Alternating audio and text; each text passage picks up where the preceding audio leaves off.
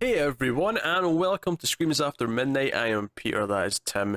We talk about horror movies on this show. Of course, it is October, it is the month of Halloween. We're getting very close to Halloween, so naturally, we're going to do a movie that is about Halloween. And we are going to talk about Trick or Treat, Hmm. which is a 2008 film, which weirdly is 9 years old now, which makes me feel kind of old. But Jeez. yeah, no, time has passed us by. We'll start spoiler free, as we always do, and of course, this is part of our Octoberthon. We'll be doing a bunch of extra episodes. We're getting close to the end, therefore, movies actually about Halloween are starting to creep into the schedule.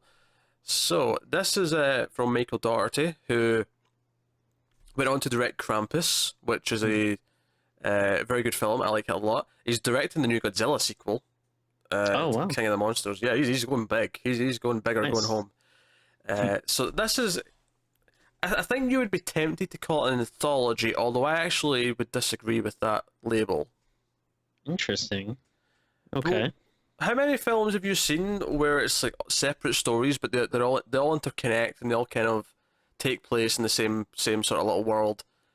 You wouldn't call those all Mm, anthologies. Like you wouldn't call Magnolia an anthology movie. mm, I don't know. I mean, I agree. Yeah, Magnolia, I wouldn't call it an anthology movie. This feels like very segmented, though. It's not that I don't. segmented because it does kind of like interconnect and like the Mm, Anna Paquin story, for example, is teased multiple times throughout and then finally gets to it and then it connects mm. up to one of the other plots. So I don't know if I'm comfortable calling this an anthology. I am. I'm very comfortable calling it one. I feel Mm, like it's not an anthology, but not that it really mm, matters because the stories are like all kind of separate, kind of little tales but they all mm. take place in the same town over one Halloween night, and some of them like interact with each other, and some of the characters meet up with others, but that's the idea. So obviously, I mean, we'll do a little spoiler-free section, although to talk about the plots of each one, we're going to have to like go into it. So we'll probably have a short spoiler-free section. We'll give you a warning, then we'll go into it. So, Tim, do you enjoy Trick or Treat? I do. I enjoy it quite a bit. I think it's a lot of fun. Um, it has a lot of things that I like. I like movies set at Halloween. I like, you know, even if you don't like to call it I do like anthology movies. If you prefer, maybe segmented story segment movies or something. But I like that it's like a couple of different tales, and I think they're all pretty good. Some better than others, but I enjoy each one. And yeah, it's I guess the best way to describe it is just a lot of fun. I think it's evident in Michael Dougherty's style, I guess, because I felt very similar with Krampus, where he just makes really fun movies. They're good horror movies, but they're not terrifying. But there's a sense of like Whimsy. whimsy. Yeah, that's a good way to describe it. But yeah, I enjoy it quite a bit. I think it's okay. I don't love it. Okay. No, it's just I feel like when this came out, it got a lot of buzz and people were talking about it, and like I went on to loving Krampus. I think Krampus is great. I have a blast with Krampus. This one, like oddly on paper, there's nothing wrong with anything, but for whatever reason, when I watch it, I'm it's okay. Like I I, never get I do super into it. I guess is what I'm saying. I do feel like some of the love for it was kind of around the time. I think it kind of just came out of nowhere. If I remember correctly, I think it like sat on the shelves for a while. So I think maybe there's a little bit of Mm. hype that built it up. Um, but I don't know. I think yeah, I'm not gonna say that it's the best movie ever. It might not reach heights of some of my other like favorite. Uh, again, I'm gonna say anthology movie, but like yeah, it's not as good as like a let's say a creep show or something to me. But I think it works really well. And if it wasn't set at Halloween, I might not like it as much, but since it has kind of become not an annual viewing for me, but this is one I'll usually watch like once we get closer to Halloween, like every so often, like every couple of years or so. Hmm. Um. Yeah. I just. I yeah. in terms of spoiler free, I don't know what more I'd like to add.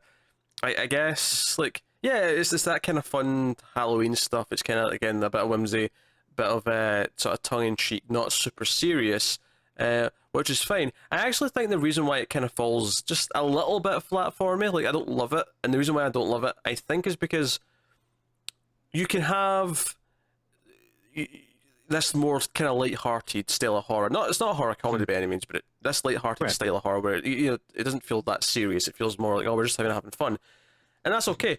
But I think if I'm thinking about why I don't connect to this one as much as I do like other light-hearted horror films that I enjoy, I think it may be because the characters themselves aren't that fun. Like the plots and what are going on are kind of fun, but the characters themselves take things relatively seriously, I guess. And I think because of that, there's like a disconnect for me where if I was like sort of like laughing at the characters a little bit more, I'd probably be more into it, I think. Mm, I am not. I don't know about that. I feel like it would kind of ruin it. Like I mean, I think what's good about it is that they are kind of playing it straight. Like I don't. I Hmm. think it would be a different movie. Like it would, if they tried playing up maybe a more cheesy angle or something. I don't know if Um, I don't know if I mean cheesy though. I just mean likable, I guess. Like mhm, you know, uh we start off the movie with this little story about a couple who come home and there's mhm, like a murder, and like I feel like this couple like they're kind of bickering at each other. There's not much to them. Uh, the characters, I guess, they're just kind of thin. Is mhm. what I'm saying. That they're thin. They take things really seriously. I don't know. Like, Well, I mean, I feel like maybe you're not supposed to necessarily like them, but I feel like you're more supposed to like again, not don't want to give too much away, like spoiler section, but the people that usually, take the revenge out on them or deliver justice or to them, the monsters, the bad guys and stuff. I feel like that's who you kind of root for in this movie. okay, I guess. I don't know. I like that's the thing. Like, I don't dislike the movie. I think it's fine. Like, I think it's an enjoyable little 90 minutes of Yeah. like Halloween stuff. I mean, that's all right. Not everything has to be the best thing ever or the Yeah, worst thing ever. Yeah. but it's never this is the second time I've seen it, and like I remember the first time and it was fine, and then this time I was like, oh, maybe I'll enjoy it more this time. It's been some time and I can reevaluate it, and I was kind of feeling the exact same way where I was like, oh, on paper, like what it's doing is fine. Like I can't really point at anything and go, oh, this is bad or this is wrong or this is why it's not working for me. Just for some reason, I don't get into it in the same way. And but I think I'm comparing it to Krampus, and that's where I came up with this character thing. Because in Krampus, I remember distinct characters. I remember the kid. I remember like Adam Scott's like father character. I remember the uncle who's like the gun-toting like maniac, and I remember all the characters to a degree and like how fun they were to interact with each other, and that's kind of what's missing here for me, I think. And I don't know if the whimsy on its own is like enough to carry it for me. But again, Yeah, I don't outright dislike it. I'm trying to analyze why I don't love it more than I do. Why I was kind of like, oh, it's fine. no, I mean, I think that's a fair assessment. Um, I mean, I think it kind of works for me, maybe on a sense of like, uh, we're looking at a movie that's focusing on shorter stories, so you don't really need tons of character depth. Like in a way, some of them are kind of like 2D, broad characteristics. But I think it's fine when you're dealing with something like a collection of shorter stories that hey, we're just getting the point across. You know, like here's like a fun premise, and yeah, you don't need to go in knowing everything about these characters or feeling super attached to them or anything. So I don't know. On that level, it works for me. I think it works better for me when it's simpler. Like Mhm. I'm trying to think of other anthology movies and stuff. Not that this is an anthology movie, even though there's comparisons to draw. But I think it maybe works when it's simpler. Like the opening story to say Body Bags, if you've seen that, it's a John Carpenter uh, anthology movie. He like the opening segment of that is just this woman gets a job at a gas station, and she's like on her own at night, and like there's maybe someone creepy try to like stalk her or something, and it's very simple. And you don't really need to like have a whole lot of like build to it. It's all in the atmosphere. It's all in kind of what's going on in the moment. Whereas a lot of the stories in this actually have a lot of backstory. Like we actually have flashbacks and we have scenes like this describing the backstory and stuff. So maybe that's why some of them don't work as well for me. Perhaps like my favorite one is probably the kids. not the kids, no. The teacher. Oh, okay. That's probably my favorite segment. Because he was the most wacky, and that was kind of like tying into the idea of like I feel like the whimsy of this Halloween fits something like Hocus Pocus better than the plots that this was doing, I guess. Yeah, I mean, yeah, it's not like super serious or super gory. So it is actually sometimes kind of weird when it shifts to like either like a kill scene or someone getting like very badly hurt, and you're like, oh yeah, I kind of forgot that it was this kind of movie. But again, it mostly works for me because it's like I don't know, maybe I just like the premises a lot. They feel like very short Tales from the Crypts kind of, because it like most of them usually do have a just desserts ending to them, which I enjoy. Yeah, some of them are debatably not as deserving as others, but yeah. Oh sure. Yeah. Like yeah, that's fair. Yeah, but I like my personal favorite probably be the ones with the kids. It reminds me very much of like a almost like a very urban legendy kind of thing, which I think has a nice feel. And yeah, I'm surprised that you don't like it more that it has, because we know that how much you love your rules, and they're not like super in play here, but there is kind of like a little bit of rules that are set up that you're supposed to follow. It's not like super hardcore about it throughout the movie, but they do kind of establish some.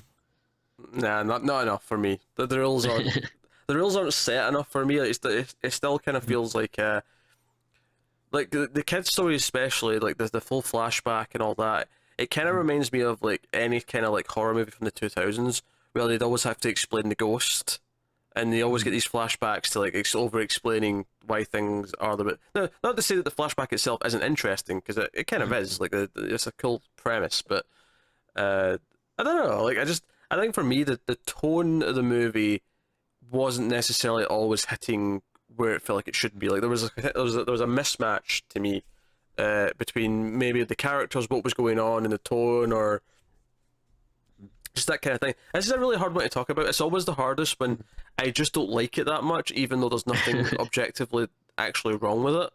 Like it's always the hardest to discuss those ones, because it's hard to, because sometimes you just don't like something, and that's not really the case here. It's not that I don't like it. I like it just fine. I'm just not that enthusiastic about it. It's kind of like, yeah, it's okay. That's fine. Like, yeah, if you don't swing one way or the other, it makes it a little more difficult to talk about. I mean, not to go too behind the curtain here, but we just recorded the review for Halloween 6, and I was a raving lunatic. I was passionate as hell about that. I was ranting. I had scripture almost. Like you could have basically write a new verse of the Bible based on what I said in that last review. And here's the complete opposite, where I'm like, oh, that's fine. Like it's okay. Like yeah, shrug. Have at it. Yeah, I mean, well, I definitely like it more than you. But do you want to just go into spoilers then? But just before we do that, I just wanted to make some points about the cast that are in it, because there's a lot of faces. Like Anna Paquin's in it. She's in the sort of the like her nerd friends are like they're this is a direct quote. They're hunting Dick in the small town Halloween party. They want to go and get some men. And she's like the timid one. Brian Cox is in it. He's like this, cranky old guy. I like him. Fun enough, Leslie Bibb, who was just in The Babysitter, is in one of the stories here. She's in the story with Tamo Pennicott, who is from Battlestar Galactica, which I like that show a lot. Yeah. So you got some faces there. The teacher as well, Dylan Baker. Like Dylan Baker. I couldn't tell you what else I know him from, but I definitely know him from Spider-Man, things. he played Kurt Connors in the first one or two Spider-Man. First two, yeah. Yeah. Actually, not all three. Actually, he was in the third one. Did he? Oh, okay. I've because we did them in flux over the summer before the new one came out, and I vividly remember Peter takes the symbiote sample to him to analyze. So that's the thing. Yeah, I like him quite a bit. Yeah, he's one of those character actors kind of pops up in a lot of things. Yeah, he plays an extremely disturbing piece of shit character in Happiness. If you ever seen that movie. I thought you were going to say it in this. This wasn't that disturbing. If anything, I was rooting for him more than anyone else in this movie. I'll tell you about Happiness after this. That is not a fun movie to watch. Okay. All right. Don't watch that with your parents then. No, definitely not. Okay. All right. So we're going to go to spoilers. I just wanted to mention the cast a little bit before we dove in. So full spoilers for Trick or Treat from this point on. So we have four sort of main stories, I think. Three. Yeah. So you have like the teacher. Opening. You have the opening, which is just a couple, which is quite short. It's just kind of to the point. It's very short. Yeah. You have the teacher who's murdered a kid, murdered the fat kid, and he's disposing of the body. You have Anna Paquin and her friends, which feels like it's setting up to be a vampire story about a vampire hunting her. But then the big twist at the end is that the vampire is actually the teacher. This is later on the night. It plays with time a little bit where it jumps around and you don't realise that it's in different parts of the night. But that's actually him. He's pretending to be a vampire and he's just killing people that way. And then it turns out her and all her friends are all werewolves and they've taken all these men out to this bit of the woods to kill them all. They're all dead. That's the big twist. It's kind of like a reverse Red Riding Hood, basically. But yeah, basically, there's a reference to it earlier on where it's the first time he sees you, he's like, what big eyes you have. Yeah. And then it turns out she's actually the wolf that was, like hunting him. Yeah. So, neat little twist. You get a story with the kids, which they go out to this quarry where a school bus full of people from a mental hospital went into the driver drove off into the water, and they try and like bring up the spirits, and they play a prank on the sort of nerdy girl. But then when the ghosts actually show up, the nerdy girl leaves them to like die because she takes the elevator up. But you don't really blame her because just desserts and all that. And then the final story is the old man Brian Cox getting tormented by this. Is there a name for him actually? Is it Sackboy or something? It's I know Sam is in there, but I always forget if it's just Sam or if there's something a little more to it. Like, I don't know if it might be like Little Sam or something, something like that. But I know it's Sam something. Yeah. Well, you see Sam, he's got like a sort of like stitched hood on kind of thing. It's this sort of big head. It almost looks like a doll the way he's got his head. And he's been like sort of showing up throughout the movie, but he finally like comes for this old man. And then the twist here is that he's actually the bus driver from the flashback that drove off all the kids in the school bus. So, but the reason why Sam is tormenting him is actually not because of that. Sam is tormenting him, and the reason why he kills this couple at the start of the movie is because if you disrespect Halloween and don't abide by its traditions, then he causes chaos. So he convinces the old man to actually start, giving out candy for the trick-or-treaters. Yeah. That's one thing that I do wish they kind of played up a little bit more is they kind of set up these rules, but it's not like super like it's it's not like every story one of the rules is broken and that's what causes it. What does the werewolf story have to do with this if you don't? Right. No, that's what I'm saying. Like I wish they kind of had. I know, I'm agreeing with you. I'm giving you the example. The big example that I would think of is the werewolf story, which has nothing to do with this disrespecting Halloween. It's just a werewolf story. Yeah, because I kind of like that they set up these rules. Like it's one is you're supposed to keep the jack-o'-lanterns lit, until the end of the night, and you're supposed to inspect your candy, and I forget if that's all that they mentioned. But it would have been cool if they had like a very specific list that each one was kind of mirroring. But no, I do like that. Sam is kind of this little recurring thing, and at first you don't really know what it is, and then I like that he gets his own little story kind of in the end where he's like it's not his like story about him, but a story where Mm. he's shown a lot more and kind of fighting. That's a very fun sequence, I think. That's not bad. It's very slapstick, of course, which is what Dougherty's really good at. And of course, the actual ghosts of all the kids that he killed show up at the end, and it's like Yeah. the big final kind of moment.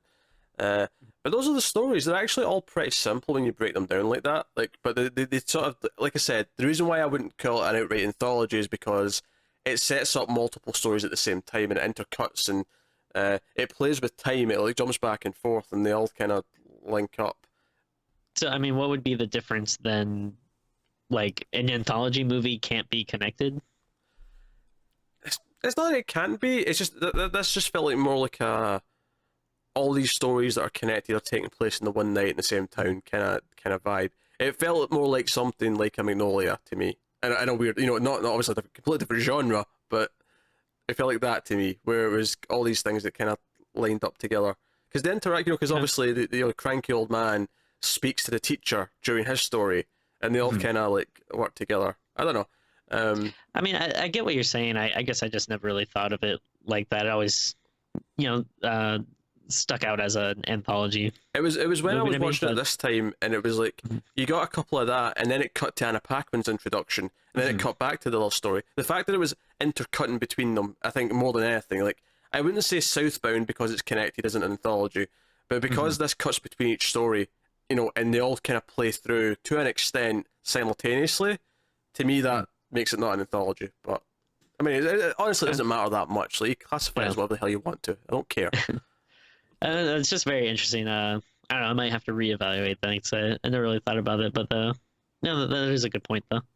Hmm. Um, I the one part that really grosses me out is when the teacher like poisons the kid and he throws up all of that like this is kind of like chocolatey Vomit. puke. Yeah, it's like Yeah, just it looks like black vomit basically.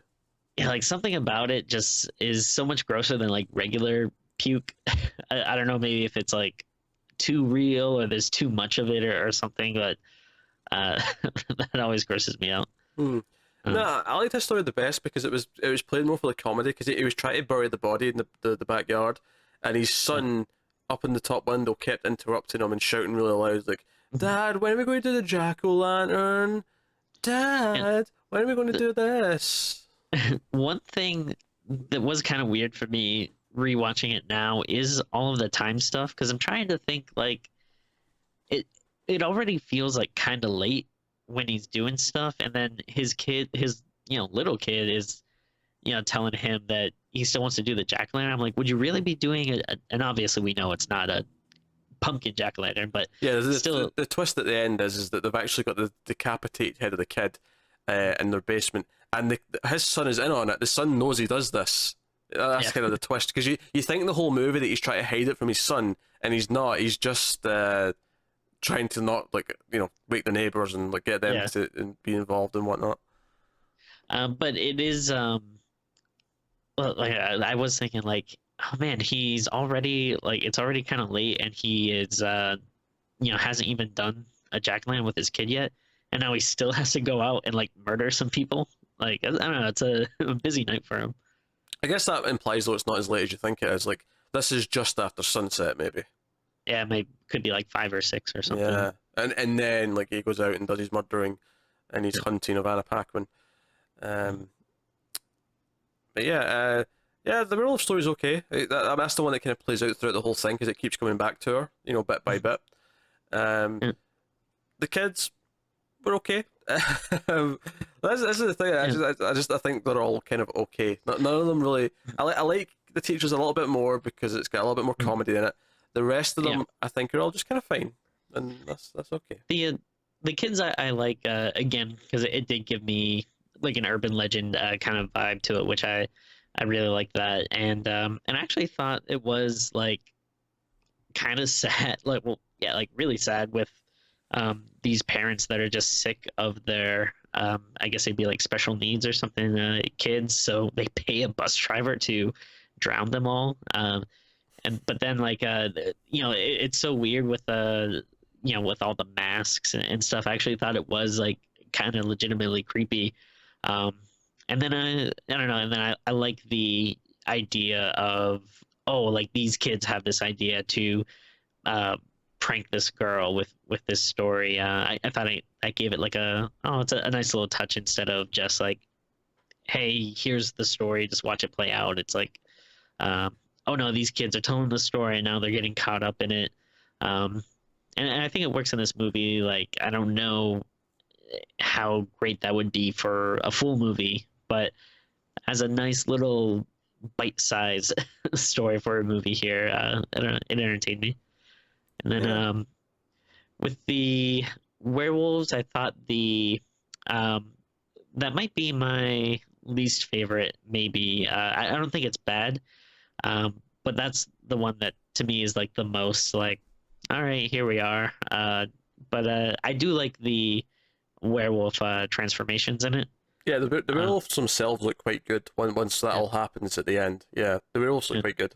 It's kind of a shame we don't get more of it, but they do this really cool thing, which I think now at this point has been done in other werewolf movies, but I don't know if before this I've seen it that much. But I like that their transformation is actually like ripping their skin off, like they're these wolves inside, and they're actually like taking their skin and just pulling it out apart. Yeah, I mean, I think there's an argument for both, like, the hair growing on the skin or Mhm. the skin ripping off. But it did give it an interesting look. Like, it looked really cool when they were doing it. Yeah, and it's nice if you haven't really seen something like that before. It's like, oh, you found like a cool, unique way to Yeah, do this. arguably it's easier to do as well, and make it look good because you've got just this fake skin over the wolf costume. You're ripping it off as Oh, opposed true, to yeah. making it look like it's gradually growing more hair and getting longer and stuff. Like you just kind of it works. It's a nice Yeah. little touch. um, yeah, some good practical effects in this movie too, which is always nice to see. Yeah, I like how Sam looks without his sack as well. He's got this sort of like Yeah. demented pumpkin head looking thing. He actually looks more like a pumpkin head than the monster in the Pumpkinhead movies. The monster in the Pumpkinhead movie looks more like a xenomorph than anything like a pumpkin. Oh yeah. That's what it looks like. Oh, there's a franchise we need to do at some point. Pumpkinhead uh, 2, Electric Boogaloo. and then yeah, the it just really leaves like the last story with Brian Cox's character, and yeah, that's like a good Evil Deady kind of human fighting a monster, but it gets very cartoony and slapsticky, like you said. But there's definitely some good beats in it too. So I think all of them, hit comedy uh, pretty well at some point. Hmm. Yeah. Uh. Yeah, it's funny actually. His story's basically like he's Scrooge, but for Halloween. And then Oh yeah, Sam comes, and then he realizes that because he takes the candy from him, that I just need to give out candy, and that's what he starts doing. And yeah, then you find out that the story at the start, the couple that get killed, or at least the wife gets killed, is actually the end of the night. That's actually right here at the end. Um, so, uh, uh, do kind of feel bad for the I don't know if it's his wife or his girlfriend, but the woman, Leslie Bibb's character. yeah, Yeah, she all she did was blow out a jack-o'-lantern. She does not deserve to be killed. Sam takes Halloween pretty seriously. Which, by the way, as she's getting killed, her husband is watching porn, but it's like a specific porn with like costumes on. Like this is his Halloween tradition. He's like, oh, let's go watch the porn together and get kinky. Oh, I don't know. Yeah, it's okay. Like I feel like there's not a whole lot to discuss about it in a weird way. Like Yeah, it's so straightforward in a lot of sense. Um, yeah. and Like again, I mean, I'm almost having a similar problem to you, where I like the movie, but um, yeah, it's pretty straightforward. There isn't like a ton to go really in depth like I say, you, about. you mentioned practical effects. We can give it points for Sure. that because it Yeah. definitely does have the practical effects and it does have some fun ideas. I do like the fact that it's set at Halloween. I like the idea of jumping around time in one night. Um, yeah, there's just something about it that doesn't quite click together for me. Like I said, I don't know if it's a mismatch of like characters and tone or tone and plot or whatever, but for whatever reason, I'm just kind of lukewarm on it and not like in love with it. So Yeah, I mean, I think that's fair. I would say I like it a lot, but I'm not completely on the love scale with it. I enjoy it quite a bit, though. all right. Well, with that said, what would you rate it out of 10? I think I'm gonna give it a 7.5. Still pretty good high score. I feel like 8 would be getting into love territory, so like 7.5 is my I really like it territory. Yeah, I'm gonna give it a straight 6. Like I think it's like I don't have a lot of negative things to say, but just for whatever reason, I just don't love it. So objectively, I give it a 6 because it works. It's fine. Like, Yeah. but for whatever reason, it just doesn't click with me. And it's not even like the director's the problem for me because I love his next movie. Like, well, I think it was his next movie, but either way, Krampus. Like I dig the hell out of that movie, and I'm looking forward to his Godzilla movie. So, Yeah, I mean, I think it's fair. Every now and again, you just hit on something that, there's nothing technically wrong, but just personal preference is like, I'm not crazy about it. I was checking my phone just a little bit much than I would normally do, and like just little things like that where it's not really grabbing my attention in the way that I'd hope it would or it should do.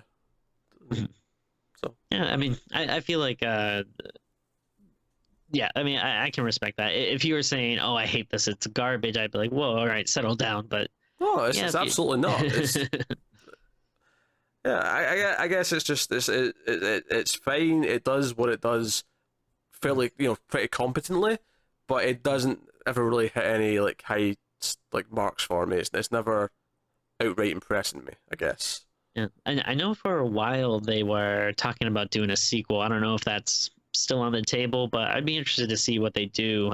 Especially, if it is like the director again, same director, and he's with busy. a little more. He's away doing his $200 million numbers now. He's not got time for Trick or Treat 2. Yeah, probably won't get it in that case, but no, I would be interested to see if that ever happens. I'll say this is much better than Tales from Halloween, which we did last year. Or Tales of Halloween, I should say.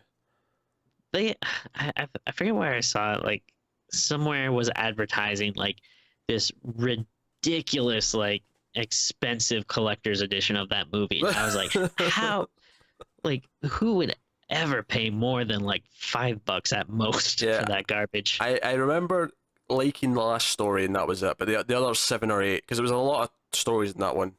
Yeah, that's utter trash. Yeah. There you go then. That's Trick or Treat. That wasn't as in depth as we normally sometimes go, but honestly, I'm kind of at a loss to what to even talk about with it But hey, sometimes that's just the way it falls. I'd rather end this a little bit shorter than kind of try and extract conversation where there's none to be extracted. That's fair. I mean, what do you want? You got like 50 reviews from us this month. Like, they're a couple of them are bound to be a little shorter. Yeah, well, it's not that short, but it's just like I feel like we normally go a bit more in depth with plot and stuff, but because it's like 4 smaller plots, I feel like no, we covered it. It's fine. It's done. The plots are like super simple. It's not like anything you need a graph for or something. So yeah, so let us know what you think of Trick or Treat. What's your favourite story in it and stuff in the comments below. Like, subscribe, all that stuff. Get us on Twitter at mild_fudge for channel updates. If you want to support the channel, head over to patreon.com/milefuzztv and you can do that over there, but otherwise that is us. So we'll see you next time. Keep watching scary movies. Goodbye.